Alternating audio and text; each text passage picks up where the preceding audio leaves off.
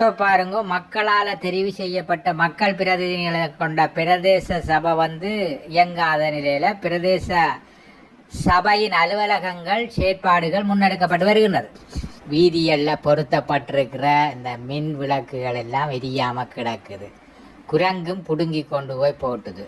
குறிப்பாக பாருங்கள், இந்த முள்ளியவள உப பிரதேச சபைக்கு கீழே உள்ள பல்வேறுபட்ட கிராமங்களில் குரங்கின்ற தொல்லை அதிகரித்து காணப்படுதாம்.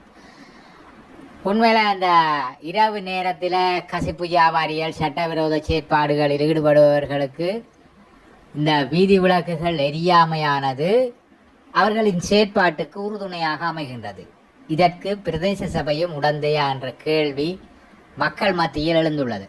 இந்த முள்ளியவளையில் உள்ள பிரதேச சபையின் அலுவலகத்தில் பல தடவைகள் மக்கள் தெரியப்படுத்தியும் இந்த எரியாத வீதி விளக்குகள் பொருத்தப்படவில்லை, அதை சீர் செய்து கொடுக்கப்படவில்லை என்ற குறை கடந்த காலங்களில் காணப்படுகின்றது. குறிப்பாக முள்ளியவளை பிரதேசத்தின் கடந்த காலங்களில் பிரதேச சபை இயங்கிய போது பொருத்தப்பட்ட மின்விளக்குகள் தற்போது குரங்குகளால் பிடுங்கி எறியப்பட்ட நிலையில் இயங்காத நிலையிலும் மின்விளக்குகள் எரியாத நிலையிலும் காணப்படுகின்றன. இதனை முள்ளியவளை பிரதேச சபை செய்து கொடுக்க வேண்டும். வருமானத்தை சரியாக பெற்றுக்கொள்ளும் பிரதேச சபையானது மக்களுக்கான சேவையினையும் சரியாக